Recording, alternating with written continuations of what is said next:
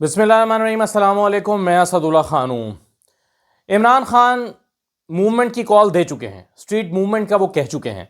अब ये जो कन्फ्यूजन चल रही थी कि जी इमरान खान ने पीटीआई को कुछ और कहा है, तहरीक तहफ़्फ़ुज़ आईन पाकिस्तान को कुछ और कहा है, वो कन्फ्यूजन भी ख़त्म हो चुकी है। उस पर कुछ बात मैं पहले कर चुका हूँ, बल्कि ज़्यादा बात कर चुका हूँ। थोड़ी सी बात आज फिर कर दूंगा आगे जाकर, क्योंकि उसमें और क्लैरिटी आई है कुछ चीज़ों में। लेकिन जो इंपॉर्टेंट चीज़ है वो ये है कि अगले 72 घंटे जो कुछ लाहौर में होने जा रहा है उसका हर पल खबर है, हर लम्हा खबर है। क्योंकि पहली मर्तबा 3 दिन के लिए खैबर पख्तूनख्वा का चीफ मिनिस्टर 8 फरवरी 2024 के बाद पहली मर्तबा केपी का चीफ मिनिस्टर इतने वक्त के लिए लाहौर जा रहा है। इससे पहले 1-2 मर्तबा गए हैं अलीमीन गंडापुर। एक मर्तबा गए थे तो वो सिर्फ जो कहना वाला जलसा था उसके लिए गए थे, लेकिन उसमें भी पहुंच नहीं पाए थे और वो जलसा पहले खत्म हो गया था। और एक मर्तबा वो गए थे तो वो सीधा एक इवेंट पे बस गए और उसके बाद वो वापस आ गए। और इसके अलावा जो है वो अलीमीन गंडापुर साहब ने लाहौर में कोई एक्टिविटी नहीं की। लेकिन हम पहली मर्तबा देखेंगे कि सुहेल आफरीदी ने अपना प्रोग्राम जिस तरह से तरतीब दिया है लाहौर में, वो हर पल एक खबर को जन्म देगा। मसलन आप सोचे ना कि जब वो जिले शाह के घर जाएंगे तो वो जो है खबर बनेगी। फिर जब वो असीरान के घर जाएंगे, वो जो असीरान है लाहौर के, कोट लखपत में कैद है, जब उनके घरों में जाएंगे तो ये खबर बनेगी। जब वो वहां पर मीडिया के नुमाइंदों से मुलाकातें करेंगे, जैसे उन्होंने इस्लामाबाद में की थी, बैक टू बैक मुलाकातें, जब वहां एंकर पर्संस, ब्यूरो चीफ्स और सीनियर सहाफों से वो मुलाकातें करेंगे तो ये अलहदा खबर बनेगी। इसके अलावा वो लिबर्टी जा रहे हैं, इसके अलावा वो ज़मान पार्क जा रहे हैं। यानी उन्होंने अपने प्लान को इस तरह से तरतीब दिया है कि यानी आप सोचें ना कि लिबर्टी जब वो खड़े होंगे तो ये खबर है कि जब सोहेल अफरीदी लिबर्टी पहुंच जाएंगे। आज वो हयाताबाद में फिर रहे थे तो सारा दिन उसकी खबरें चलती रही हैं। खबरों से मुराद है ऑब्वियसली डिजिटल मीडिया पर, खबरें डिजिटल मीडिया पे चलेंगी, मेन स्ट्रीम मीडिया तो बस मुनासिब सी कवरेज उनको देगा। लेकिन अपने एतबार से यानी ये जो पूरा इवेंट है ये अपने अंदर एक बड़ी खबर समोए हुए है, इसमें बहुत सारी खबरें सिमटी हुई हैं। यानी आप सोचें ना कि जब नुमाइंदों से मुलाकातें करेंगे वो मीडिया के नुमाइंदों से, तो वो उस पर वीलॉग्स करेंगे, वो उस पर प्रोग्राम्स करेंगे, वो उस पर अपनी जो उनको यानी इस्लामाबाद में जिन लोगों से वो मिले उनका माइंड उन्होंने चेंज कर दिया, या लोगों का तासुर उनके बारे में जो था वो तब्दील हो गया। हर सवाल का उनके पास जवाब था, तसल्ली बख्श जवाब था। उनकी जो टॉक थी वो कन्विंसिंग थी। जो ऐसे इश्यूज हैं, क्योंकि हम देखते हैं कि जो इस्लामाबाद में मेजर बड़े इवेंट्स होते हैं, चाहे वो वज़ीर आज़म से मुलाकात हो, चाहे वो DGISPR से मुलाकात हो, चाहे वो कोई और इवेंट हो, तो लाहौर के सहाफ़ी यहाँ पर आते हैं। लेकिन उनकी ज़ाहिर है मुलाकातें पेशावर में चीफ मिनिस्टर के साथ नहीं है। तो जब इस्लामाबाद में भी लोगों की मुलाकातें नहीं थी चीफ मिनिस्टर के साथ तो उनकी राय कुछ और थी, लेकिन इस्लामाबाद के सहाफ़ियों की जब उनसे मुलाकातें हुई तो उनकी राय बदल गई। तो अब कहने का मतलब यह है कि ये जो अब लाहौर में होने वाली मुलाकातें हैं सहाफ़ियों के साथ, ये एक बड़ा इंपैक्ट क्रिएट करेंगी। उस पर मीडिया टॉक्स होंगी, उस पर वीलॉग्स होंगे, उस पर ट्वीट्स होंगी, उस पर पूरा एक नैरेटिव बनेगा। और उसके अलावा जो जिले शाह के जब घर जाएंगे, सारा यूट्यूबर्स, मीडिया, पूरा डिजिटल मीडिया साथ जाएगा उनके। इसी तरह से जब डॉक्टर यास्मीन राशिद के घर जाएंगे, जब वो एजाज चौधरी के घर जाएंगे, जब वो उमर सरफराज चीमा के घर जाएंगे, जब वो मियाँ महमूद रशीद के घर जाएंगे, तो सब असीरान के घर वो जा रहे हैं। और फिर जब वो ज़मान पार्क खड़े होंगे तो आप सोचें ना कि ज़मान पार्क के साथ उनकी यादें वाबस्ता हैं, बतौर वो एक स्टूडेंट लीडर के, या बतौर एक जब वो MPA का कैंडिडेट थे या MPA थे, बल्कि MPA बनने से पहले वो ज़मान पार्क में जब एजिटेशन होती थी वो वहाँ आया करते थे। वो पूरी एक उसका बैकग्राउंड, एक पस मंज़र उनके जहन में है, और वो उस पस मंज़र के साथ लाहौर जा रहे हैं और 3 दिन तक लाहौर रहेंगे। ये एक बड़ी इंपॉर्टेंट जो है वो चीज़ है और बड़ा इंपॉर्टेंट इवेंट होने जा रहा है। और मैं समझता हूँ कि तख्ते लाहौर पर इसके असरात मुरतब होंगे, और इससे ज़ाहिर है पंजाब की हुकूमत जो है, नून लीग की हुकूमत, मरीम नवाज़ की हुकूमत, ये इससे ज़्यादा कंफर्टेबल नहीं होगी। और मैं उम्मीद वैसे ये रखता हूँ कि वो इस प्रोग्राम में कोई रुकावट डालने की कोशिश नहीं करेंगे। अगरचे उन्हें तकलीफ होगी, जब वो ज़िले शाह के घर जाएंगे तो ज़ाहिर है उन्हें परेशानी होगी, जब वो असीरान के घर जाएंगे तो उन्हें परेशानी होगी। लेकिन उम्मीद ये की जानी चाहिए कि एक किसी का जमहूरी हक समझते हुए, एक दूसरे चीफ मिनिस्टर का जमहूरी हक समझते हुए उसमें कोई रुकावट नहीं डाली जाएगी। और इसी तरह से अगर कल कलाम को मरीम नवाज़ पेशावर में जाके कोई प्रेस कॉन्फ्रेंस करना चाहती हैं, पेशावर के सहाफ़ियों से मुलाकात करना चाहती हैं, पेशावर के ब्यूरो चीफ से मिलना चाहती हैं, तो उन्हें भी इजाज़त भी होनी चाहिए, उन्हें सपोर्ट भी होनी चाहिए, सिक्योरिटी भी देनी चाहिए, और उसमें कोई रुकावट नहीं होनी चाहिए। बल्कि मैं तो सजेस्ट करूँगा कि मरीम नवाज़ को ये करना चाहिए।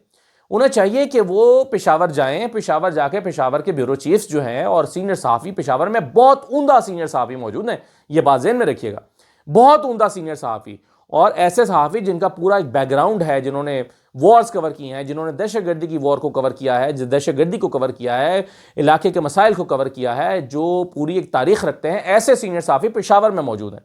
जिस पाए के सीनियर सहाफ़ी लाहौर या इस्लामाबाद में, उसी पाए के सीनियर सहाफ़ी पेशावर में है। तो मरियम नवाज़ को चाहिए कि वो पेशावर जाएं और पेशावर जाकर वहाँ पर अपना नुक्ता नज़र पेश करें और वहाँ जाकर जो है वो सहाफ़ियों से मिलें।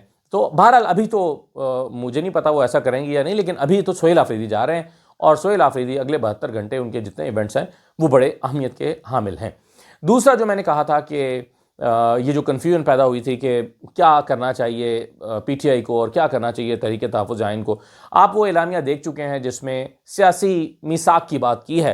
यानी वज़ीर आज़म ने कहा कि आए बातचीत करते हैं, तो महमूद अचकज़ई साहब ने कहा कि हाँ आए बात करते हैं और साथ में एजेंडा भी दे दिया कि अब क्या बात होनी चाहिए। एक साफ शफाफ, वही बातें जो मैं काफ़ी दिनों से कर रहा हूँ, साफ शफाफ इलेक्शन की राह बार होनी चाहिए। इलेक्शन कमीशन को बाइख्तियार बनाकर एक इंडिपेंडेंट इलेक्शन कमीशन होना चाहिए। अदलिया की बहाली, आइन की बहाली होनी चाहिए। ये एजेंडा है, ये कोई पर्सनल एजेंडा नहीं है, कोई इमरान खान का ज़ाती एजेंडा नहीं है, कोई पर्सनल चीज़ नहीं है। इमरान खान की रिहाई के लिए बात नहीं हो रही, ये सिस्टम के लिए बात हो रही है और इससे इख्तलाफ कर ही नहीं सकती नून लीग, इससे इख्तलाफ कर ही नहीं सकते नून लीग के कोई भी रहनुमा, कोई इख्तलाफ नहीं कर सकता इससे पीपल्स पार्टी भी इख्तलाफ नहीं कर सकती, इससे कोई सियासी जमात इख्तलाफ नहीं कर सकती कि एक इंडिपेंडेंट इलेक्शन कमीशन होना चाहिए, कौन कह सकता है कि नहीं होना चाहिए। एक आज़ाद अदलिया होनी चाहिए, कौन कहेगा कि नहीं होनी चाहिए। तो आइए इसके लिए फिर चार्टर बनाते हैं, आइए इसके लिए फिर एक लाहेमल तरतीब देते हैं, आइए वो बात करते हैं जो सबको काबिल कबूल हो। और उसके लिए मैं दस्तखत जो है वो ले आऊँगा इमरान खान से, उसकी जिम्मेदारी मेरी है, ये दोहराया है महमूद अचकज़ई साहब ने।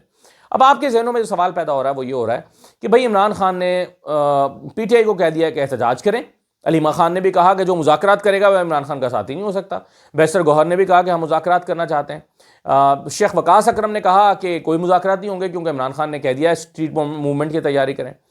फिर सोहेल आफरीदी ने भी कहा कि हमें इमरान खान की वाज़ेह हिदायत आ चुकी हैं स्ट्रीट मूवमेंट के लिए और हम स्ट्रीट मूवमेंट के लिए जो है वो उसकी तैयारी कर चुके हैं, स्ट्रीट मूवमेंट में उतर चुके हैं। तो फिर मुज़ाकरात की बात कहाँ से आ गई? तो ठीक है, दोनों जिद्दोजहद अपने अपने तौर पर होती हैं। एक तरफ स्ट्रीट मूवमेंट की तैयारी हो रही है और अगर मुज़ाकरात नाकाम होते हैं तो फिर स्ट्रीट मूवमेंट होगी। अभी तो स्ट्रीट मूवमेंट शुरू नहीं हुई ना, अभी तो सिर्फ उसकी तैयारी हो रही है, अभी तो सिर्फ जो एक्टिविटीज़ हो रही हैं वो तैयारी के लिए हो रही हैं। और इसके अलावा जो स्ट्रीट मूवमेंट के अलावा जो अगर मुज़ाकरात कामयाब हो जाते हैं तो ठीक है, स्ट्रीट मूवमेंट की फिर ज़रूरत ही नहीं पड़ेगी। तो इमरान खान ने दोनों जो रास्ते हैं वो ओपन कर दिए हैं, टॉक्स का भी और मूवमेंट का भी। और मूवमेंट के लिए जो है वो अभी तो देखिए पहला मौका टॉक्स को मिलेगा, लेकिन अगर उसमें हुकूमत ने संजीदगी नहीं दिखाई, यह सिर्फ एक बयान की हद तक रहा, जो शहबाज शरीफ का बयान था सिर्फ उस हद तक रहा और उसके अंदर कोई मजीद डेवलपमेंट, मजीद कोई चीज़ ना हुई, कोई मजीद जो है वो उसके अंदर पेशरफ्त ना हुई, तो फिर स्ट्रीट मूवमेंट तो है ही। और देखें मैं आपको बताऊं जो मेरी इत्तलात है, कुछ लोग ऐसे पीटीआई की कह रहे हैं कि जी यही स्ट्रीट मूवमेंट है। पीटीआई को कुछ लोग कहते हैं कि जी देखें ना, हमने अपने एहतजाज का आगाज़ कर दिया तो स्ट्रीट मूवमेंट शुरू हो गई है, यही स्ट्रीट मूवमेंट है। नहीं, जो पीटीआई के लोग हैं उनसे मेरी बातचीत हुई है, वो इसे स्ट्रीट मूवमेंट नहीं कह रहे। वो कहते हैं कि स्ट्रीट मूवमेंट कुछ और है। स्ट्रीट मूवमेंट जो है वो स्ट्रीट मूवमेंट अभी आएगी, वो शायद 50 सड़कें बंद करने से मुतल्लिक हो, बस फिर अचानक आएगी। उसमें कोई ऐसा नहीं होगा कि लंबा चौड़ा प्लान दिया जाएगा कि जी फलां तारीख को सड़कें बंद की जाएंगी। बस होगा कि आए सड़कें बंद करें, बैठे और फिर बैठ जाएंगे और फिर कहेंगे कि जी हमने बंद कर दी, यानी बगैर कोई नोटिस दिए, बगैर कोई टाइम दिए, बगैर कोई डेट अनाउंस करे। ये ऐसा हो सकता है। तो ये पीटीआई प्लान कर रही है और ये उनको लगता है कि ये बड़ा इफेक्टिव प्लान होगा। तो मैं अपनी इस वीडियो को, आज की वीडियो को ज़रा मुख्तसर रख रहा हूँ और समअप करते हुए मैं ये कहूँगा कि देखिए अच्छी बात ये होगी कि टॉक्स हो जाए। वो जो साद रफ़ीक साहब का मामला था ना, साद रफ़ीक साहब ने कहा कि भाई नवाज शरीफ तो बातचीत करना चाहते हैं लेकिन इमरान खान की गारंटी कौन देगा? तो इमरान खान की गारंटी तो दे रहे हैं ये जो महमूद अचकज़ई साहब हैं, अल्लामा राजा नासिर अब्बास हैं, तो ये तो दे रहे हैं। और अगर ये दे रहे हैं गारंटी तो फिर इसमें आपको महमूद अचकज़ई साहब की बात पर तो कोई शक नहीं होना चाहिए ना। वरना देखें अभी इस हफ्ते जा रहे हैं 3 दिन के लिए सोहेल आफरीदी, अगले हफ्ते 3 दिन के लिए अल्लामा राजा नासिर अब्बास चले जाएंगे लाहौर, वो और महमूद अचकज़ई चले जाएंगे, तहरीक तहफ़्फ़ुज़ आइन के लीडर्स चले जाएंगे। वो एक अलहदा मूवमेंट फिर शुरू हो जाएगी या वो एक अलहदा एक्टिविटी हो जाएगी।